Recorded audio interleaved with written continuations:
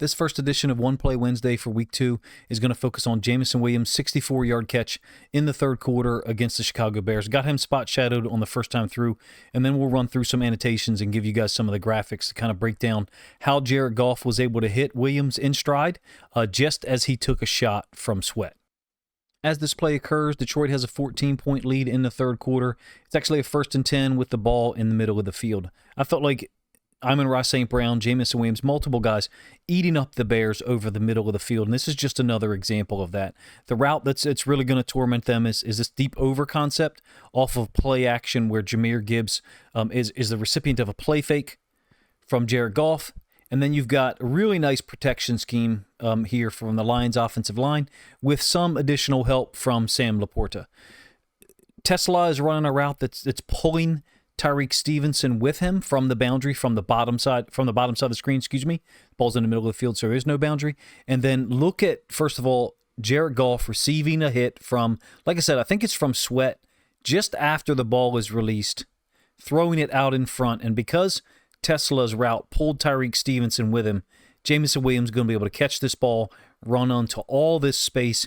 One of the announcers, I guess it would be a Lions guy, actually said, hey, that's over. No one's going to catch him. Well, because the ball was slightly behind Williams, I think that's one of the reasons why the Bears guys were able to kind of catch up, if you will. But, man, check out the effort from, first of all, Gibbs, just busting his way downfield to try to get in front and help Jameson Williams. I think that's one of the things that sticks out about this Lions team, not just this year, but in previous seasons.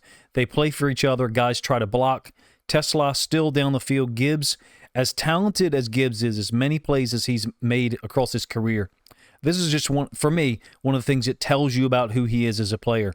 Jameson Williams, trying to score a touchdown, apparently runs out of gas, and Jahmyr Gibbs ran all the way down the field looking for someone to block to try to help spring him free for a touchdown. I'm actually going to give you the end zone angle of this one and then show you Jameson Williams' touchdown play on the ensuing possession that puts Detroit up 38-14. So Williams lined up on the left side, and you can see him bringing his route across the middle, number one. Number two, Laporta is the guy who's working on the defensive end that actually ends up collisioning or hitting Goff on the throw. But it's still a nice protection scheme, if you ask me. You got this wall of offensive linemen, and then Laporta is on the backside against the edge defender. And you'll see Goff deliver the football and then get clobbered. Like I said, I think it's Sweat. So as a result of that collision or that impact, Goff's throw isn't able to really get out in front of Williams where he could just turn on the jets or keep the jets turned on as he catches the football. It's kind of behind him, still able to gather it in. And here's Gibbs. Like I said, he's battling Brisker. I think Brisker is actually the guy who ends up making the tackle or being involved in it. I could be wrong, and my point in bringing that up is you never know what a defender's going to do if you don't block them on a particular play. And to me, Gibbs, Tesla, the whole Detroit Lions offense, they play the game the right way and try to help each other spring free. Sure enough, it is actually Brisker that makes the tackle. I'm not faulting Jahmyr Gibbs there. I'm saying, or trying to use this as an illustration, that the way they play for each other, try to block downfield, is the right way to get things done. And then this is the next possession, I think, after Detroit's defense has got to stop. So, unfortunately, after that 64-yard completion to Jameson Williams on the previous play that I showed you, Detroit had to settle for a field goal. Now here, they've gotten the ball back after forcing a punt, and you would think that you're going to get another route like this. Look at the way that, or Chicago thinks so, I should say. Watch how the nickel defender, outside corner, and the safety kind of orient themselves to what they think is coming, which again, I believe is kind of like this deep over concept, but that's not. It's a go route by Jameson Williams, illustrated in yellow.